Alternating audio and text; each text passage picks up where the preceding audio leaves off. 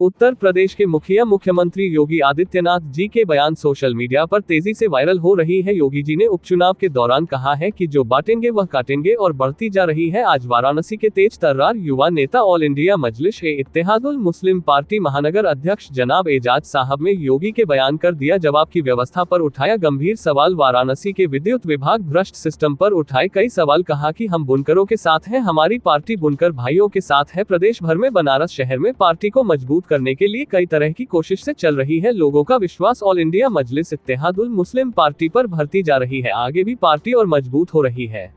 अस्सलाम वालेकुम, मेरा नाम है मकबूल अहमद और आप देख रहे हैं सदाए न्यूज वाराणसी। इस समय हमारे साथ ऑल इंडिया मजलिस-ए-इत्तेहादुल मुस्लिमीन पार्टी के युवा नेता एजाज साहब जुड़ चुके हैं। बात करेंगे कि सियासी दौर में और एक तरफ चुनाव चल रहा है और सियासी सरगर्मी जो है वो काफी बढ़ती जा रही है। इस बीच जो है कि हमारे मुख्यमंत्री योगी जी का एक बयान आ जाता है, बटोगे तो कटोगे। और जहां इस बयान के बाद बराबर तमाम सियासी दल अपनी अपनी प्रतिक्रिया रख रहे हैं। एजाज साहब जिस तरह से आप देख रहे हैं, बटोगे तो कटोगे, किसको बांटने और किसको काटने की बात कर रहे हैं? क्या ब्राह्मण इनसे जा रहे हैं या यादव जा रहे हैं? क्या लगता है आपको? देखिए, इतने बड़े प्रदेश के मुख्यमंत्री जब इस तरीके की बात करेंगे तो देश प्रदेश में घटना तो होगी ही। हाल ही में हमने एक जिले में देखा कि यादव की जो है गर्दन काट दी और कहीं पे दलितों के साथ अत्याचार हो रहा है और रेप तो अनगिनत हो रहे हैं हर जिले में। तो ये नारा जो मुख्यमंत्री जी ने दिया है ये बहुत ही गलत इसका मैसेज जाएगा। अपराधी जो है, अपराधी का हौसला बढ़ाया है गया इस नारों से। ऐसे में योगी जी तो कह रहे हैं कि अपराध मुक्त उत्तर प्रदेश है, तो किस तरह से इस बयान के बाद क्या लगता है इस बयान के बाद? देखिए, कहाँ जो है अपराध मुक्त है। अभी वाराणसी की ले लीजिए, यही बनारस थाना आदमपुर के पास चौकी तेलियाने के पास 100 मीटर दूरी पे और उनके घर में जाकर गोलियां चलाई गई।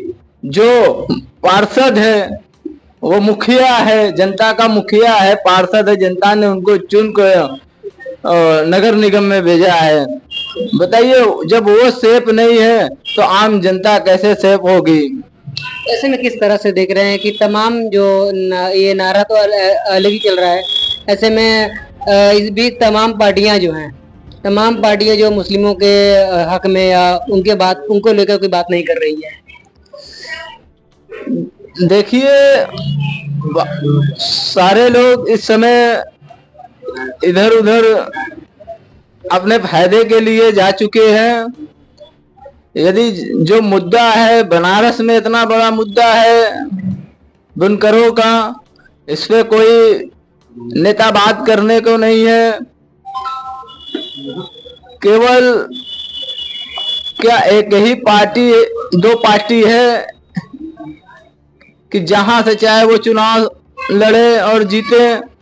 महाराष्ट्र में चुनाव हो रहा है, महाराष्ट्र में 288 विधानसभा में सदर साहब ने 16 उम्मीदवार को टिकट दिया, लेकिन वहां पे क्या हो रहा है कि समाजवादी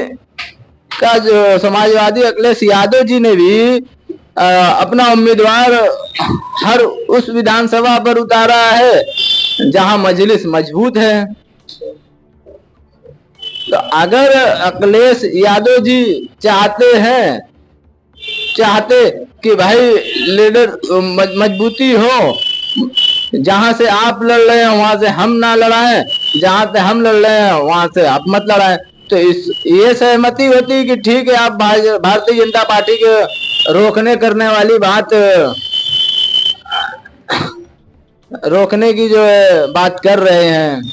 ऐसे में किस तरह से देख रहे हैं कि तमाम कितनी का सीटों से लड़ रहे हैं, ओवैसी की पार्टी लड़ रही है, किस तरह से लोगों का क्या पहले से विश्वास बढ़ा? जिस तरह से इम्तियाज जलील साहब की इतनी बड़ी रैली निकली, उसके बाद ही मुफ्ती सलमान अदरी साहब की रिहाई भी हो गई।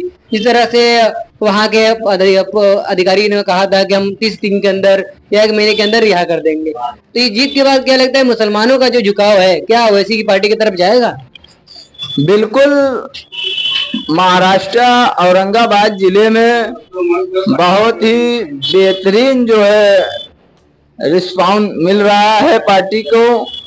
इंशाअल्लाह उम्मीद है कि काफी तादाद में ऑल इंडिया मजलिस इत्तेहादुल मुस्लिमीन के कैंडिडेट जीतकर असेंबली में पहुंचेंगे। ऐसे में वाराणसी का जो संगठन है मजलिस का, क्या उसको लेकर कुछ चीजें जो चल रही है, सोशल मीडिया भी देखा गया कि सदस्यता अभियान तमाम चीजें जो चल रही थी, क्या लोगों का झुकाव आया है कि पार्टी की तरफ? देखिए, झुकाव तो आ रहा है, युवाओं में जोश है।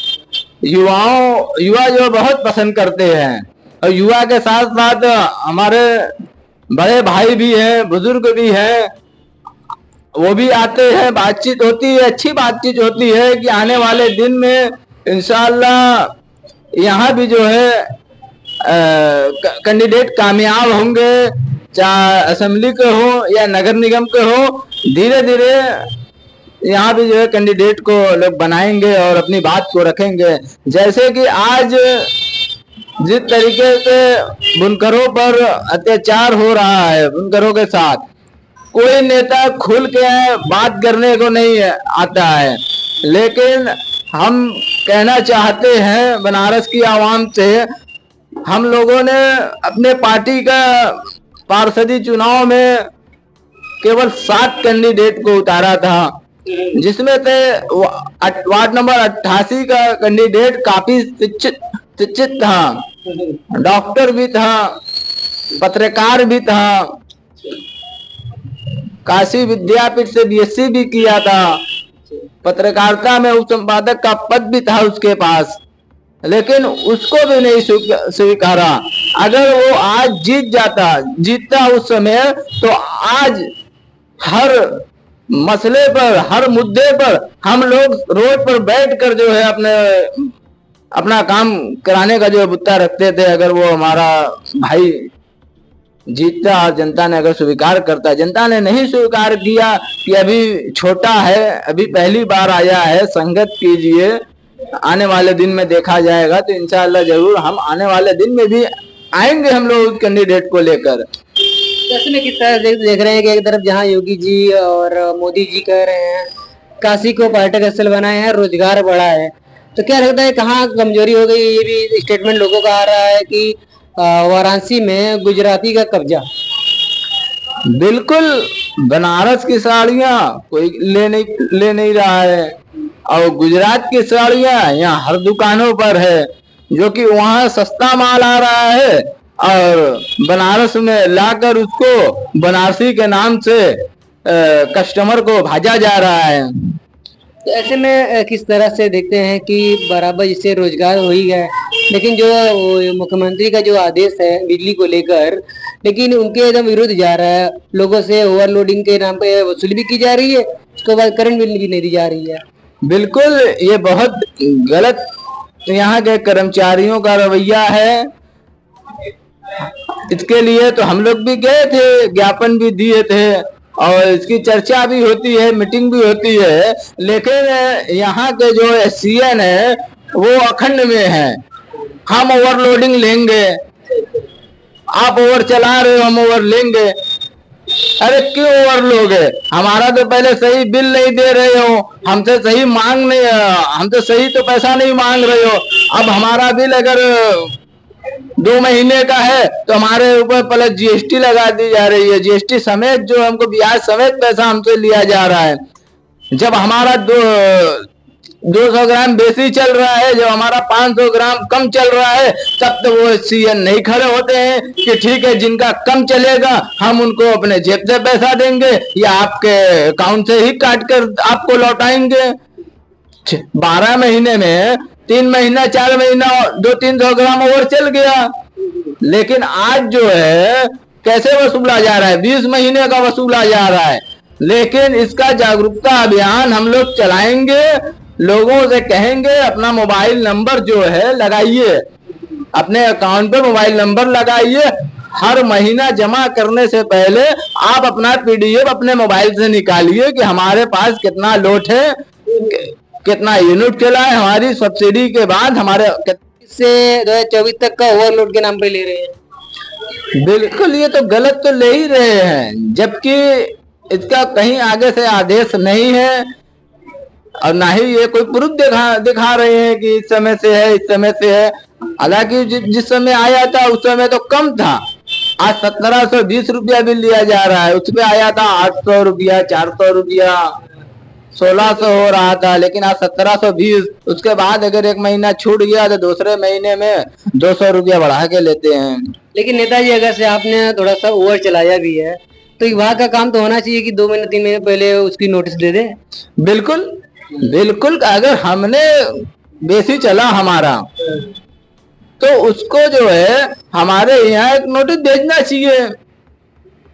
नोटिस भेजे कि भाई आपका जो है ओवर चल रहा है, आप 1 केजी लोड बढ़वा लीजिए या अपने यहाँ मेंटेन कीजिए कि आपका 2 किलो का है तो 2 के नीचे चले। ऐसे मजलिस के नेतृत्व में क्या ये भी अभियान चलाया जा रहा है या ये भी सवाल पूछा जा रहा है कि ये आदेश कहाँ से आया है? बिल्कुल पूछा तो जा रहा है, लेकिन कोई से कोई इसका जवाब नहीं मिल रहा है।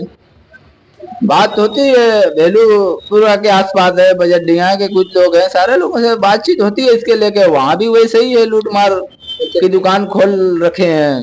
देखा है तो ये सरकार का कोई आदेश नहीं है, क्या लगता है? बिल्कुल, ये कोई आदेश नहीं है कि सरकार कहीं ऐसा आदेश नहीं देती कि आप ओवरलोडिंग के नाम से जनता से पैसा वसूलिए। चंद बकाया है, आप जाकर उनकी लाइन काट दीजिए, उनका मीटर उखाड़ के ले आइए बिना अनुमति। वह बताइए, मीटर उखाड़ के लेके चले जाते हैं। उसका जो है डिटेल नहीं देते हैं कि आपका हम मीटर ले जा रहे हैं, इतना यूनिट चला है, इतना लोड पे हम इतना यूनिट पे मीटर उतारे, कुछ नहीं देते हैं। जबरन बकाया है। जबकि इसका जो है यह कानून है कि जब जिस मकान नंबर पर जाए उस मकान मालिक से जब तक बात ना हो, उनकी कोई चीज ना उखाड़े। अगर ऐसे उखाड़ रहे हैं तो वो गैर कानूनी है और आपराधिक है कि हम बिना अनुमति किसी के घर जाकर किसी का मीटर उखाड़ के लेके जाके जमा कर दिए। ऐसे में यार साहब, आप लोग का या आपका ये बनारस का जो नेतृत्व कर रहे हैं, उन लोगों की बुनकरों को लेकर क्या पहल है या क्या मांग रखते हैं? देखिए, हम लोगों से भी हमारी भी बात हमारे उच्च अधिकारियों से होती है, तो वो लोग भी चाहते हैं कि बनारस में बुनकरों के साथ जो हो रहा है, सारे अपने भाइयों के साथ जो हो रहा है, ये बहुत गलत रवैया हो रहा है। इसके लिए हम लोगों को एकजुट होना चाहिए और इसके लिए एक